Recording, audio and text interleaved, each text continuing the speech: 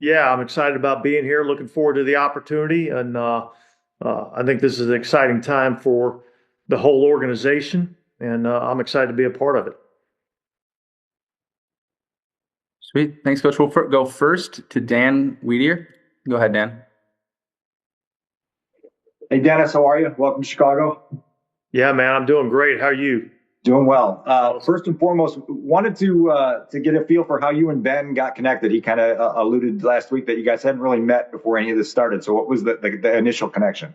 Yeah, I think at some point, as we got later in the season, he reached out to me just to see if I would be interested. I told him that I would be interested. I think it's probably a product of just the same connections. Dan, Aaron, all of us were at A&M together at some point in time, or had that connection. We're all on the staff there in New Orleans together. I was with Terrell Williams. He was with me in Oakland, and so I just feel like I had connections to Ben, although I didn't really know him. And I just think him leaning on those guys in reference to me, and me leaning on those guys in reference to him, I think we both felt like it was a really good fit. League-wide, you've got a pretty strong reputation as being aggressive and leaning into man coverage principles pretty heavily. How do you describe philosophically what you want your defenses to be and look like? Yeah, I think we want to be an attacking, aggressive style of defense. I think we want to take the fight to the offense and not let the offense dictate the tempo to us. We're going to be aggressive. We're going to challenge everything. We're going to play the game the right way. We're going to play it tough, physical, brand of football. And I think the brand of football that you come to expect at the Chicago Bears. We'll go next to Pat Finley from the Sun-Times. Go ahead, Pat. Hey, Coach, how are you? Hey, Pat. Hey, I was curious, as you knew that this was a possibility, did you study the Bears defense? Did you watch them at the end of the season? And what do you make of the pieces that you have? Because this is a unit that started the season really strong and ended it not quite as strong. Yeah, well, look, the answer to the question is, yeah, I took a look a little bit at the pieces on defense. I felt like there were some pieces in place. In particular, I think there's some things that we have to have in the secondary that I like. I think there's some pieces at linebacker that I'm encouraged by. I think there's a couple of spots up front that I feel like we've got some players. So I think the foundation is there defensively. And I think, look, when Ben asked me if I would be interested, there was a couple of places that I felt like had the pieces in place to potentially be a really good football team. And Chicago was obviously one of them. And so I was excited when it came about that this was the job that he really wanted, and this was the job that he was able to get. And I was excited when he wanted me to come along with him. Where were you for the last 6 or 8 weeks of the season? Did you go to home base? Did you go on vacation? What do you do to kind of reset yourself? Well, home base was still in New Orleans, but I spent a lot of time with my family. We did, we took a couple of vacations. I got away from football a little bit. I'm not going to forget football in a couple of months. It's going to be there when I get back. So I just really wanted to take the time to do some things that you don't really get an opportunity to do a lot in our profession, and hanging out with family on Thanksgiving and Christmas, and taking a couple of vacations. So I did that. And once the first of the year rolled around, I started, getting my juices flowing a little bit and getting ready to get back going to work. We'll go next to Adam Johns in The Athletic. Go ahead, Adam. Hey, Dennis. I was curious what you make of Ben Johnson's offense just from facing it a couple of years ago. And then the second part of that question, what did Dan himself tell you about Ben in terms of what he likes to do and who he is? Yeah, look, I think just facing the offense, the creativity in the offense, the way that he's able to utilize all of his assets and get him in the best position to have success. I was always really intrigued with how he was he was able to do that. And look, in terms of the guy, I mean, I knew that he was going to be a grinder, a hard worker, tireless, and I knew that he had a clear vision of what he wanted this team to look like, and I think that aligns with, kind of what I think we should be, and how I think this team should be, and in particular how I want this defense to be. Thank you.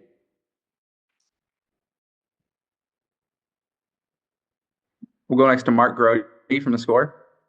Thank you. Hey, Dennis. I'm just curious about, you mentioned that you feel like there's a lot of pieces in place on the defense, and I'm kind of zeroing in on the defensive line. Does that mean that you think that the players are there and they just need that you can develop them, or do you think that there are personnel that needs to still be brought in to make that defensive line more effective? Yeah, look, I think we're always looking for talent acquisition, player acquisition, guys that we feel like can come in and fit into our system, that can help us grow as a defensive line. But what our job is as coaches, our job is to develop, and so we're going to take the pieces that we have in place. We're going to add the necessary ingredients that we need to create what we need to be able to do from a defensive standpoint. So I'm excited about working with the guys that we have, and I'm looking forward to working with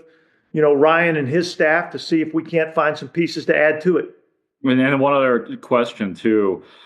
You mentioned that you got away from football for a little while, which I'm sure is not uncommon for coaches, but I'm just curious about your aspirations, having been a head coach a couple of times. Are you now at the point in your career where you're comfortable being a coordinator and being a guy that helps out a head coach, or do you still have, natural ambition for yourself to be a head coach again? Well, look, I've always felt this way, be where my feet are.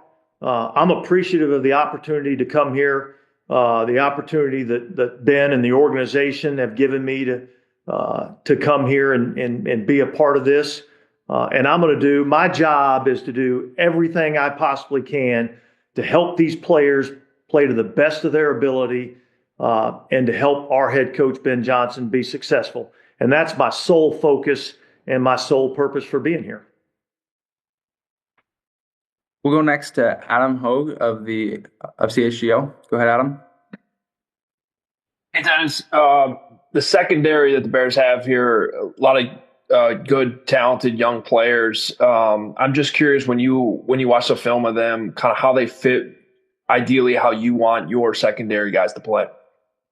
Yeah, look, I think when I came in here and I looked at the board and I really saw who we had, and you get a chance to see what the measurables are. Like, I think there's a lot of things that I like. We've got some size and length at the corner position. I like the fact that they have some man coverage ability. I think we've got some versatility at the safety position, and so I see the fit. I think Kyler Gordon, I think, is an outstanding nickel player. So I have a vision for how we can utilize him, and so I think the foundation for what we want to do is there. And then I'm just excited about finally getting these guys in here and us having an opportunity to work with them and seeing exactly what we have. And then we've got to be creative on how we want to use them. We'll go next to Courtney Cronin from ESPN. Go ahead, Courtney. Hey, Dennis, how are you? Question just on overall philosophy of pressuring the quarterback, because I know it's something that evolved over the last couple of years in this defense, but the bottom line at the end of the day was that they didn't get enough pressure in sending four. How do you approach that as a play caller in utilizing different, formations, obviously blitzing more heavily? Is that something you expect to be different from what you've seen in, I guess, your scouting of the Bears defense the last couple of years? Well, look, I think that all remains to be seen. We'll get all the guys in here and we'll figure out what we need to do. But I think, Ben in his press conference made a great point that this has become a quarterback-driven league. I mean, that's what this league is. And so I think everything that we do is going to be based on how do we affect the quarterback. And you affect the quarterback through rush and coverage.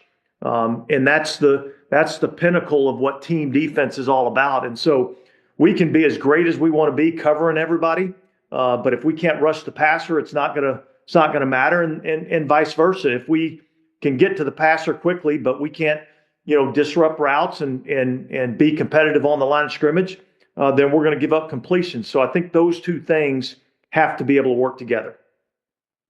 Perfect. We'll go next to Scott Bear from Marquee. Dennis, how's it going? Welcome to the Bears, of course. Yeah, thanks. Appreciate it. Yeah, and just like, what are next steps? For you, I know that there are a few position coach availabilities open. Are you going to have some influence on that? And what else comes next before the players come in the building in April?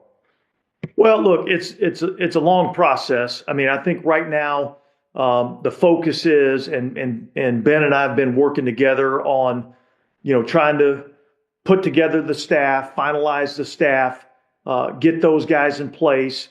Then we've got to do a deep dive into the personnel that we have, and then we've got to be able to give some direction and some clarity to Ryan and his guys in terms of what exactly are we looking for in each position, and then we'll get into the scheme and making sure that everybody's on board with what we're going to do from a schematic standpoint. Thank you. We'll go next to Chris Emma from 670 The Score. Go ahead, Chris. Chris, you look like you're working that technology about like I do. We'll come back to you, Chris. Just a second. We'll go to Matt Zahn from CBS. Hey, Dennis, can you hear me? I got you. Well, obviously, about making the transition from a coordinator to head coach. This will be Ben Johnson doing this for the first time. What can you share with him, some of the challenges about that? And do you see that as part of your role here as sort of helping him as a first-time head coach? Well, look, I'd say this. I'd say my job is to use all the experience that I have to help him be as successful as he can be. And so I don't look at it as my job is to go in there and tell him what I think he needs to do. My job is to be a sounding board for him.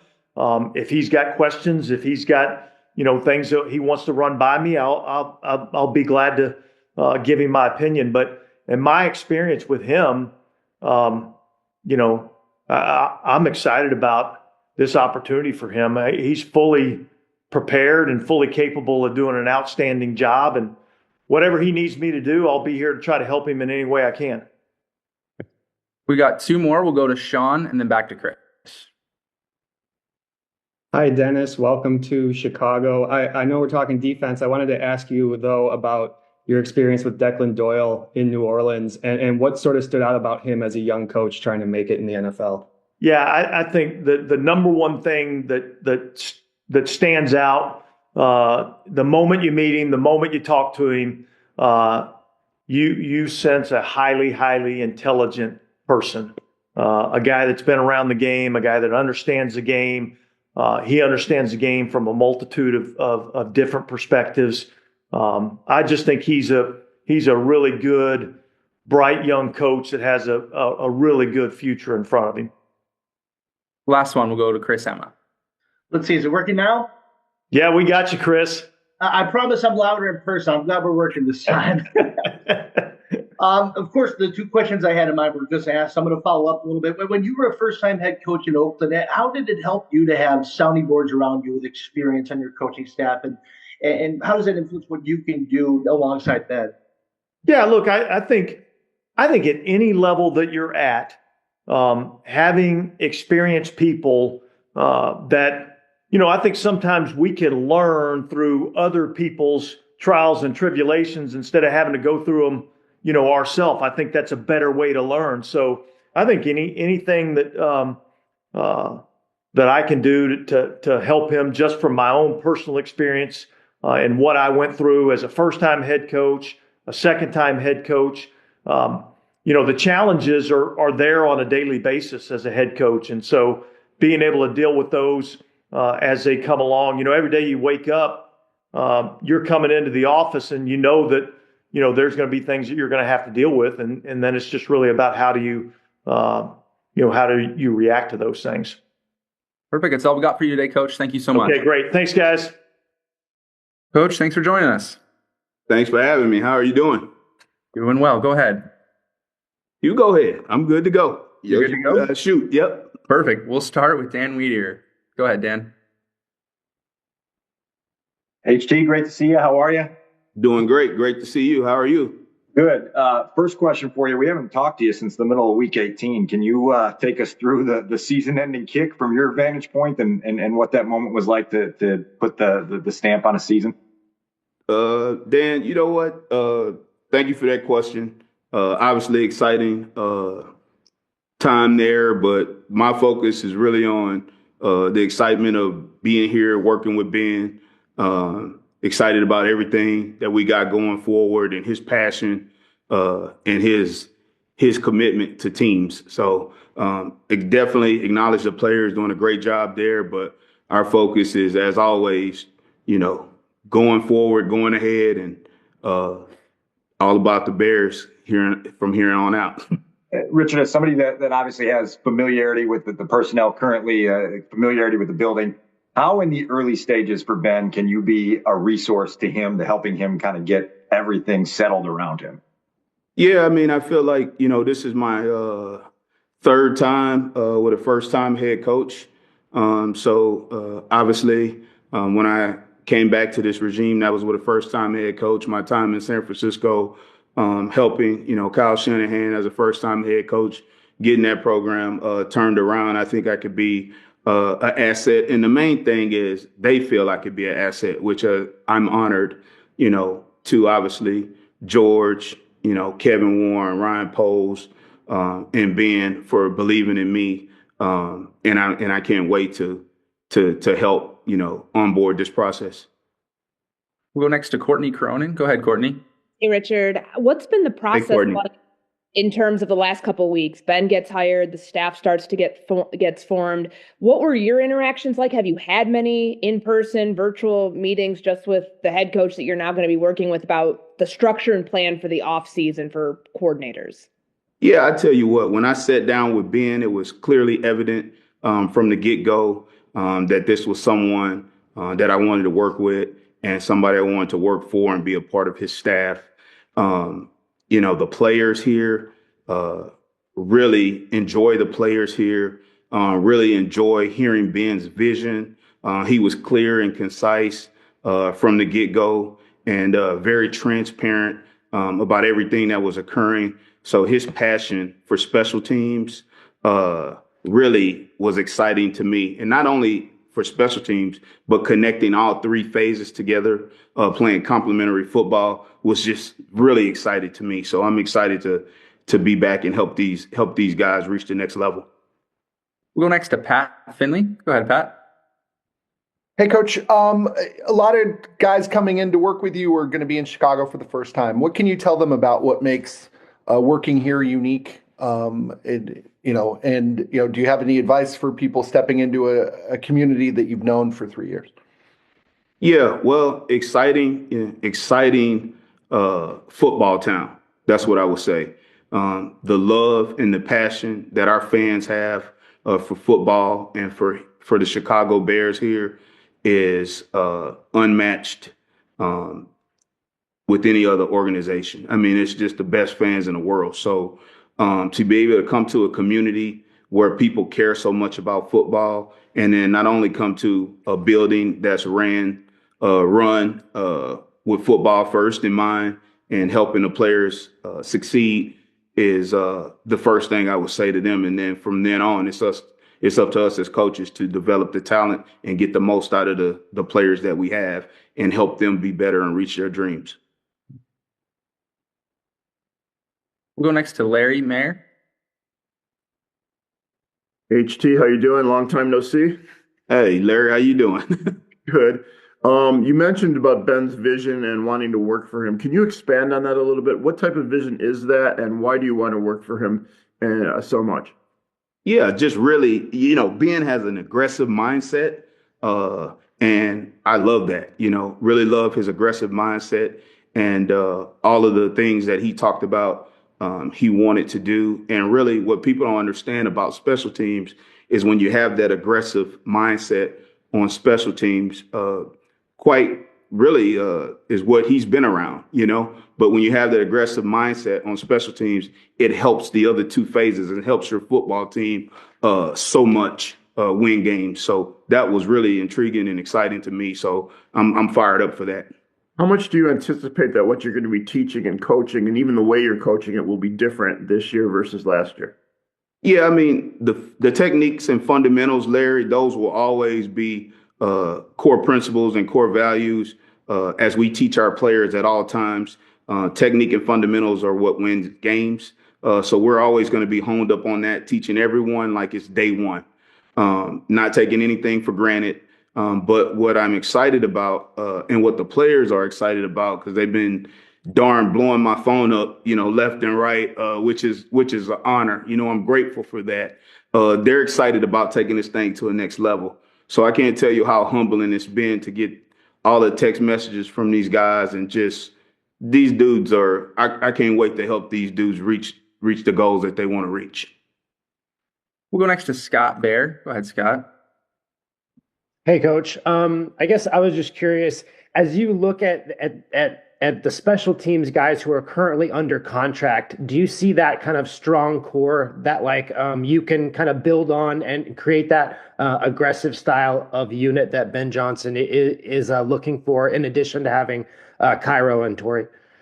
Yeah, definitely, Scott. I think that, just talking to Ben has been outstanding. We talk every day, communicate every day, multiple times a day about personnel and about, what guys are really the guys that contributed, and speaking to guys that are obviously under contract. Those guys are really excited to come back and to work.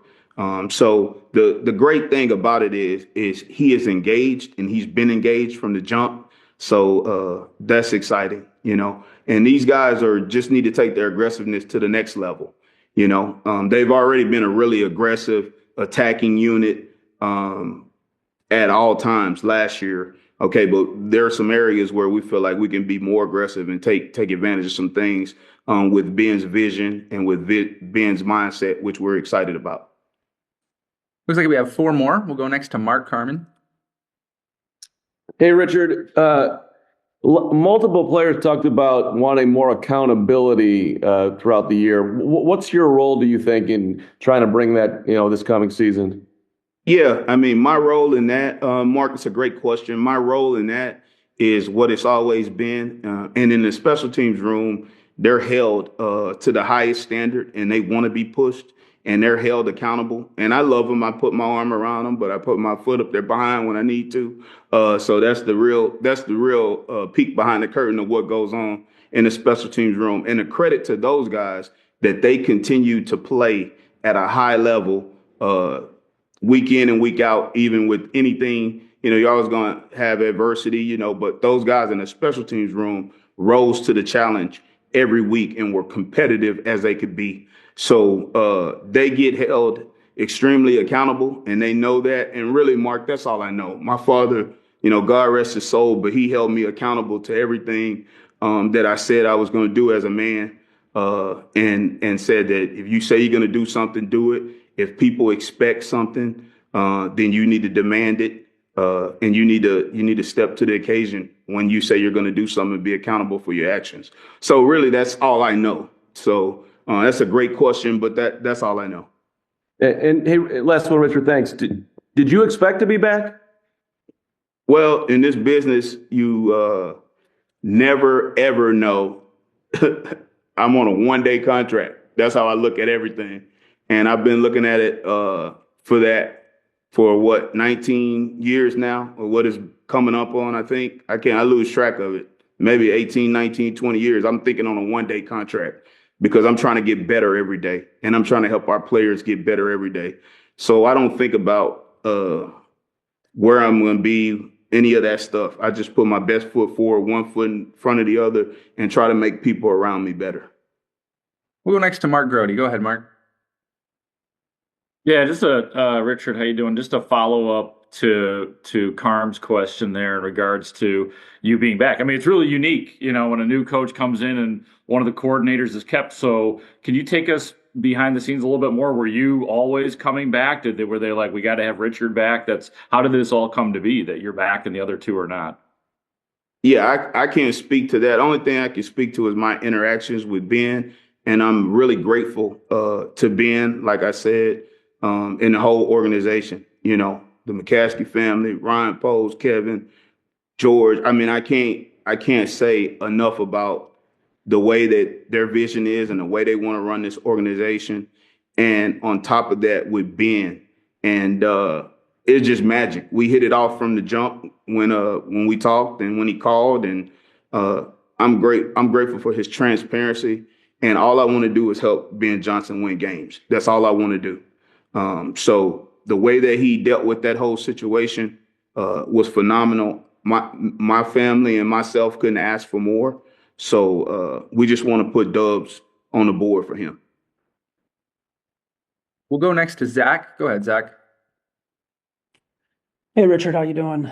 I'm doing good, Zach. How are you? Pretty good. You talk about the aggressiveness, and I'm just curious if you've been able to watch any of the playoff games, and it seems like there's been, more fake punts or more fakes or teams going for it on fourth down. What's kind of your thoughts on that in terms of the aggressive style of teams? Yeah, I have that great question, and I have been able to watch the playoff games. Actually, I was watching one before I came down here. So I'm always looking for ways to get better and to help the players get better. But I like the aggressiveness. You talk about fourth down aggression. We know, how they kind of assembled that deal in Detroit and those things of those nature. So we're always studying the game. We're always studying that stuff. But it's funny you ask because I was watching a playoff game before I came down. We'll go last two. First to Adam and then to Dion. Go ahead, Adam. Hey, Coach, good to see you. Kind of big picture on the idea of special teams coaches getting retained. It does seem like it happens more with special teams coordinators than maybe offense and defense. Just curious if you have any thoughts on why that might be. Yeah, I really don't. That's more of a head coach question, But what I know, the thing that I can tell you is that Ben and I have like minds, and we see the game the same, philosophy and vision the same. And he's someone I really wanted to work with and work for. And I take it that I was a person that he really wanted to work with. He was upfront about that from the get-go. So I'm just excited to be retained and excited to help these players get better. I really am. I can't wait to get started with these guys. Perfect. Last one, Dion. Richard, it's great to see you. My question for you is, you've been in that locker room. I'm wondering where the confidence comes from, that what's been lacking in leadership has been found in Ben, and what you guys are going to be able to do moving forward. Hey, Dion, I just know that there's a lot of excitement in the building, and I know there's a lot of excitement that I'm receiving from text messages. That's what I can speak to now in the future. And I know that, someone asked about Torrey and Cairo earlier. I know those guys are extremely confident. I know, Daniel Hardy's extremely confident. Cole, Komet, extremely confident. Just to name a few. They're extremely confident and they're extremely excited about what lies ahead. And I'm damn fired up about it too. Coach, thank you for joining us. All right. Thank you all. Have a great day. First and foremost, I want to thank Ben Johnson and the rest of the Bears organization, obviously, for giving me the opportunity. I grew up in the Midwest, certainly very aware of the history with the Chicago Bears, and being here is a little bit surreal. I want to thank everybody in Denver with the Broncos organization, as well as the New Orleans Saints. Over the last 6 years, I've had a lot of people that have had huge impacts on me, and I wouldn't be sitting in front of you if they didn't impart knowledge and wisdom into me. I want to thank Coach Payton first and foremost, just because twice he's pulled me from relative anonymity. Once when I was 22 and I was at the University of Iowa. He gave me my first NFL job and allowed me to come into New Orleans and work for him for 3 years. Then I got a chance to be with Coach Allen for a year. When Sean went to Denver, I followed him out there, and he gave me a promotion, and I was able to be a position coach for the first time. And so, I've learned so much from Sean. He's a Hall of Fame head coach, and he's had a big impact on me and how I've ended up here. Certainly very excited for the opportunity to be here. We have a lot of work ahead of us, and I can't wait to dive in with Ben and the rest of the offensive staff. My goal is to be as supportive as possible to Ben, our players, and be a resource in any way that I can be. It's an honor to be here, and looking forward to getting to work. Perfect. We'll go first to Courtney Cronin from ESPN. Hey, Declan, welcome to Chicago. 2 questions here. Number 1, you mentioned Sean Payton. What's the connection there? How did you first, link up with him to be brought onto that staff in New Orleans initially? Yeah, so actually a guy by the name of Brendan Nugent, who actually was just in Seattle, he was the assistant O-line coach, and I knew him from kind of when I was a little kid. And he didn't know me at all as a coach, but I reached out to him when I was a student assistant at the University of Iowa, and I wanted to kind of basically get around as many NFL buildings as I could.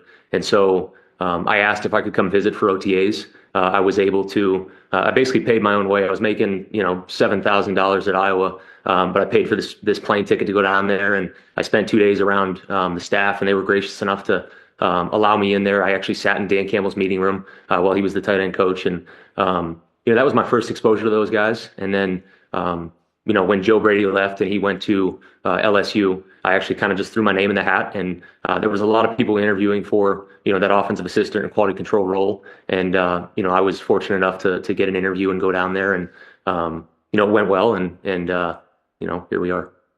And I know, I'm sure you've heard from press conferences, doing your research, what some of the players have said about last year, that they kind of demanded more accountability and wanted it from the coaching staff. Obviously, you're one of the younger coordinators in the league. You haven't coached every position on offense. How are you going to get the buy-in and be able to coach players who might either be older than you or might have more experience, and kind of as you were feeling your way out in your first time as an OC? Yeah, I think knowledge is power, and that is what the guys care about ultimately. Last year was the first time that I've ever actually been older than all the players in my room. And so, I've been coaching, this is going to be my 10th year. But that's really kind of been a part of, my journey to this point. But I think players care about, can you help me first and foremost?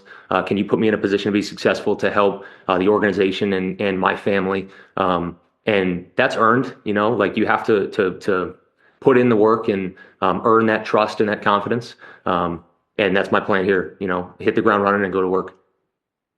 We'll go next to Dan Weedier from the Chicago Tribune. Go ahead, Dan. Hey, Declan, you obviously mentioned your time around Sean in 2 places. Obviously, he's a head coach who calls plays offensively. I'm curious what you learned the last 2 years about how Joe Lombardi was a resource for Sean in that relationship. And then you're obviously further removed in New Orleans, but Pete was a right-hand man for Sean for so long. What you've taken from those 2 guys that will help you help Ben? Yeah, so those 2 guys are 2 people that I look up to a lot. They've had huge impacts on my life, Joe and Pete. And I was actually talking to Ben about that during the interview, because it was like, basically my entire time, 5 of my 6 years in the NFL, there's been this position that was Pete and Joe. The biggest thing is high levels of communication from, that position, the ability to utilize all the resources within the staff and give very direct, not only messaging, but direction to what we're trying to accomplish. The biggest thing is that you're on the same page as the play caller. And so me and Ben are going to have to spend a ton of time together, diving into film, and I'm really, really excited to go do that. And to make sure that I see the game the same way he sees it, to be able to orchestrate it and set the table for him, and, really make sure that we're doing it the way he wants to do it. As a little bit of an extension of that, how do you sort of envision or describe the job description in season? Because Ben was very clear last week that it's a table setting role, and there's things that he needs early in the week as he's overseeing everything else from you to help him get his week off to a good start. Yeah. So first and foremost, you said table setting role. I think that's a great way to describe it. Ben is going to have less time than he's ever had as a play caller. And so, obviously I think that's kind of a thing that's morphing as we go. We'll kind of figure out what that looks like. But my job is really going to be to organize and detail, the game plan initially, utilizing, our staff. Everybody will have different assignments, kind of how we are going to build this thing with schematically as we attack a defense. But basically, I have to do that work that he's not going to have time to do, and he's going to have to be able to trust me that I'm going to be able to give him the correct information that he needs as a decision maker. And then, really throughout the week, streamlining the teaching progression for the players, making sure that everything is built around them. Myself, Ben, and the rest of the staff, we're not going to take a snap this year.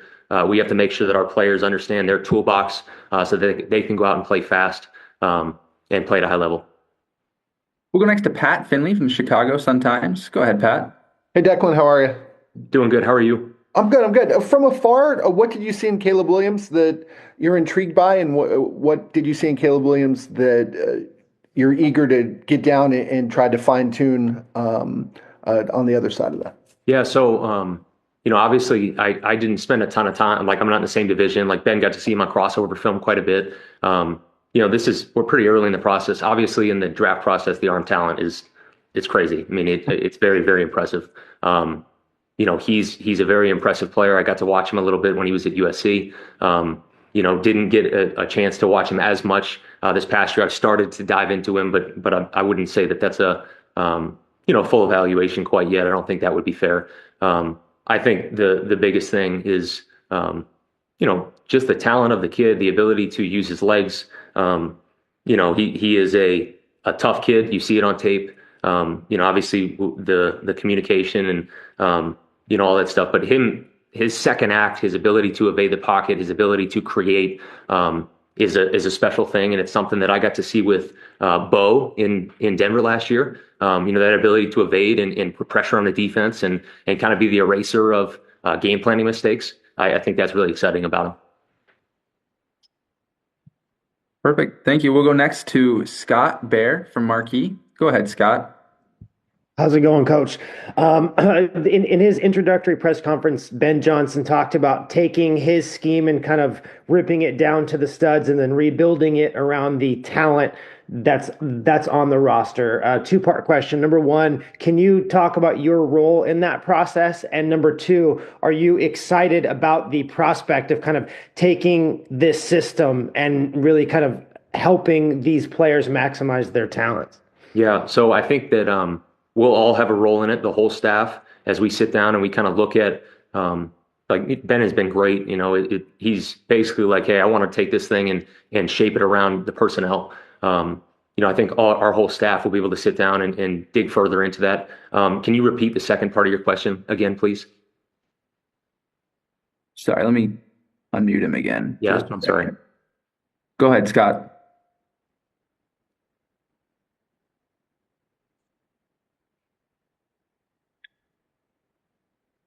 Maybe not. I think you said something about if I would be excited to do that. I would be. I'm very excited to jump into it. Obviously, watching Detroit from afar, there's a lot of similarities between what we did in New Orleans and Denver and the offense that he's built. I think it's really the modern version of that. And so I'm very excited to kind of sit down with Ben, discuss scheme, discuss things that fit our personnel, and be able to shape this thing around the personnel that we have here. We'll go next to Adam Johns of The Athletic. Go ahead, Adam. Hey, Declan, kind of off that, I was wondering if you could take us through Bo Nix's rookie season a little bit, like what worked, what didn't work. How did you see his relationship with Sean kind of evolve? And then what did you learn? What did you gain from that experience that you could take here to Chicago? Yeah, I think that's it's a little bit broad. You know what I mean? Like what was good, what was bad. I think that there's a progression to every step of this, and that is first and foremost mastering the language of it, mastering being able to communicate and understand where the pieces are supposed to be and be able to envision those things. And I think Bo got better as the year went on and got more comfortable within the offense. we certainly tried to shape it around him. There were things that we did that were different than we had ever done, allowing him to try to evade the pocket and get out into space where he wanted to play. That was something that, we hit a big play against Kansas City late in the game on something that we had never, in previous years ever had before. And so I think first and foremost, like Caleb being in here, going through all of his tape, evaluating, what we feel like he's good at, what we feel like he's really capable of going out and being the best in the world at, excelling at it, and trying to shape and build the offense around that. I would say that's what we try to do with Bo, and that's what we're going to do here. Last two, we'll go next to Sean Hammond of Shaw Media. Go ahead, Sean. Hi, Declan. Welcome to Chicago. I was wondering if you could take us back in time a little bit, just about your decision to get into coaching. You were playing baseball at Iowa Western. Why did you sort of shift gears and head into coaching football? Yeah, so I was around coaching my whole life.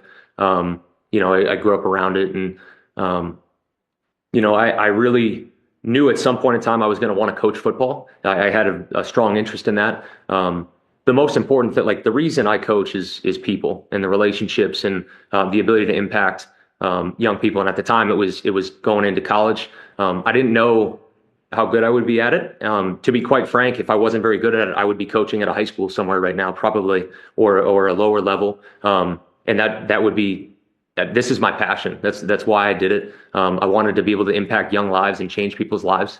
And so, I got into it. I got to Iowa, and I basically said, it's this or nothing. I don't have a plan B. I'm going to put everything I have into this. And I did that. And, obviously it has led us here. What did that look like in terms of was that late hours? What is being a student assistant like look like? What are you doing? Yeah, it's a very unique thing because very broad title there. Basically what a graduate assistant is or what a quality control is in the NFL, they're very similar. Yes, there's some late hours, but basically you're doing all the organizational things, especially early on in my time at Iowa. It was like, anything that nobody wanted to do, that was my job.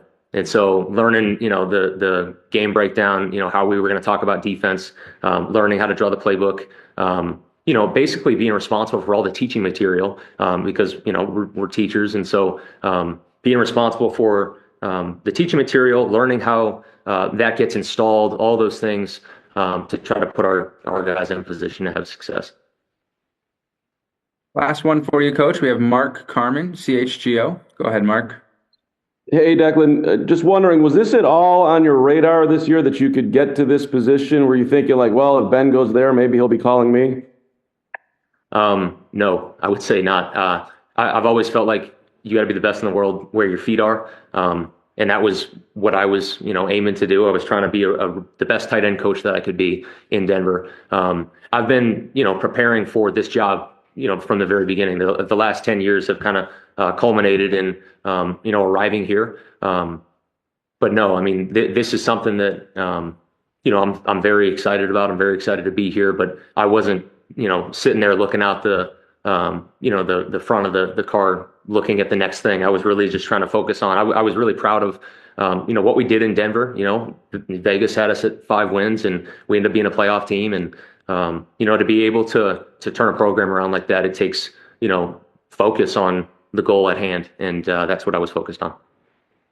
Coach, thanks so much for joining us. Awesome. Thank you, guys.